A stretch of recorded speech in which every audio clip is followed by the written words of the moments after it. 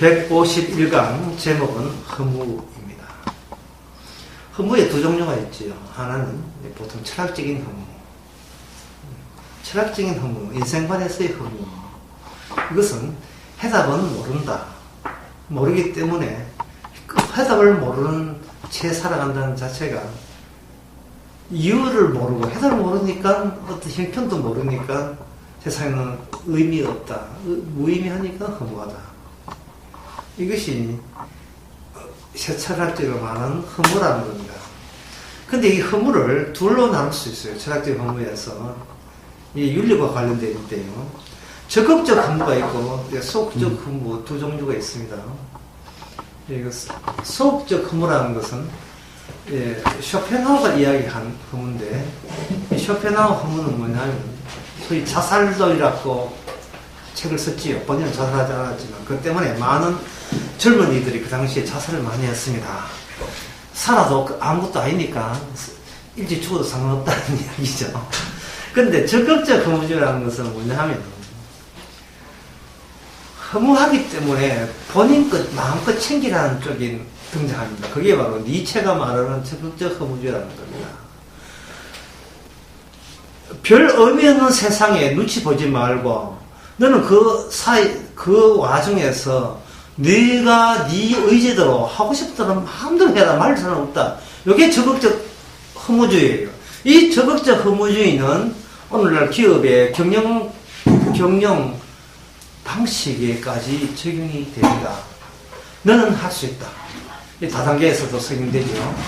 네 속에 잠자는 힘을 깨어라. 이게 니체의 허무주의라는 겁니다. 어차피 누가 뭐라도 니만 잘 되면 되지. 남한테 무슨 소리 하든 그런 거 신경 쓰지 말고 네가 하고 싶은 욕망을 마음껏 발휘해서 열정적으로 정열적으로 이 세상에 너를 초인으로 만들어라. 너를 최고의 네가 되고 싶은 최고의 자리까지 끌어올리라. 이것이 바로 니체의 적극적 사고방식이고 그리고 그것이 현대 기업에서 경영에 영국 사원들 교육하는 데도까지 동원되는 겁니다. 그렇다면 흔히 말하는 허무에 대해서 언급한다는 이 전도서, 구약에 있는 전도서는 그러면 허무를 어떻게 이야기하는가? 이렇게 이야기합니다. 숨겨진 하나님의 지혜가 이 지상에 나타날 때는 허무로 나타난다는 겁니다. 허무로 나타날 때 허물 앞에서 나는 뭘 할 것인가? 나는 자포자기 할 것인가? 아니면 적극적으로 내 하고 싶은 대로 할 것인가? 악고 만드는 허무가 아니고, 누구십니까? 물을 수 있는 허무. 누구신데 내가 나됨에 대해서 그걸 허무하다고 지적할 만한 대단한 분이 누구십니까? 그러면 그게 바로 지혜야. 그 지혜로 천지를 창조한 거야. 아, 창조주시구나. 창조주를 찾아가는 인간에게 찾아가는 그 과정에서 유일하게 비춰오는 그러한 느낌은 허무라는 겁니다. 근데 그 허무는 어떤 허무냐 하면 제발 너에 대해서 신경 뚝 끄라는 허무. 내가 이 허무를 이용해서 어떻게 잘 돼볼까? 아니면 어차피 살아도 나는 아무것도 아닌데 자기와 관련해서 뭔가 정리하려는 그 모든 시도 자체를 안 해도 된다는, 그럴 필요 없다는 거. 그리고 너 자신의 그 무거운 존재의 질량을 놓아버려놨고 독촉하는 허무. 그게 전도서에서 말하는 허무입니다. 더 쉽게 말씀드리면 이렇습니다. 모든 것은 하나님이 관리하에 오늘날 네가 이렇게 인도함을 받기 때문에 너는 독자적으로 너의 인생을 따로 개척하거나 따로 너 자리를 안 만들어도 된다는 것. 그게 전도서에서 말하는 허무의 안에 담겨있는 참 뜻입니다. 이 전도서에서는 허무를 언급하면서 이렇게 설명해도 이해가 안 될 때는 전도서에 나오는 허무와 정반대되는 허무, 그 설명하면서 이건 아니구나와 더불어서 전도서에서 말하는 허무를 제가 잠시 설명해 드리면 이렇습니다.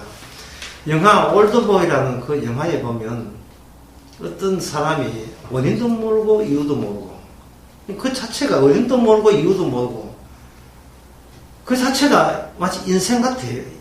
그냥 던져진 존재. 왜 사는지는 모르는지.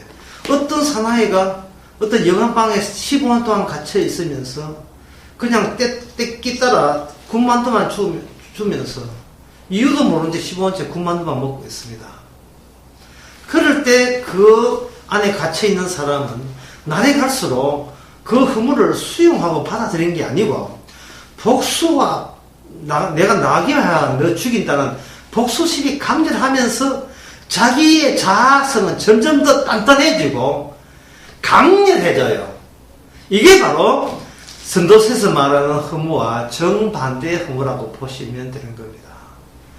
왜 올드보이 영화를 왜 끄집어내냐 하면 요새 인문학 강좌가 있어가지고 많은 인문학자들이 자기 밥벌이 하려고 이렇게 강의하고 그거 많이 듣는데 그 내용을 한마디로 말해서 뭐냐 하면 바로 허무한 세상이니까 네 자리 찾아야 되지 않습니까? 그런 쪽이에요. 세상에 진리를 알려주는 게 아니고 믿을 건 네밖에 없으니까 네가 알아서 살아라. 그거 용기 부여하는 그런 쪽으로밖에 될 수가 없습니다. 소통한다는 게 뭐냐 하면 이용해서 니만 살아라는 그런 뜻이에요. 딱 깨놓고 이야기해서 더불어 산다는 말은 내가 없는 더불어는 의미 없거든요. 그러니까 더불어 산다는 것도 가만히 따지고 보면 내 잘되기 위해서 더불어라는 것을 이용할 뿐이에요. 전도서 3장 11절에 이런 말씀이 있습니다. 하나님이 모든 것을 지으시되 때를 따라 아름답게 하셨고 또 사람에게 영혼을 사모하는 마음을 지었느니라. 그러나 하나님이 하시는 일의 시작과 끝을 사람으로 측량할 수 없게 했다는 겁니다. 없게 하셨느니라.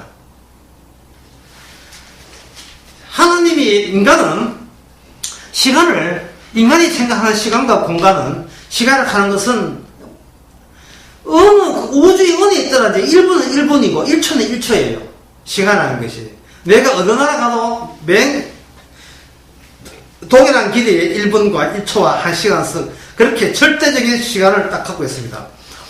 그리고 공간이라는 것도 지형적으로 멀다 싶지만 사실은 지형적으로 연결되어 있어요. 산 넘고 바다 건너서. 이렇게 가다 보면, 수평적으로 가다 보면 그 자리에 만나게 되어 있어요. 그러니까 인간이 생각하는 것은 정해진 시간 안에서 같은 공간에 같이 거주한다면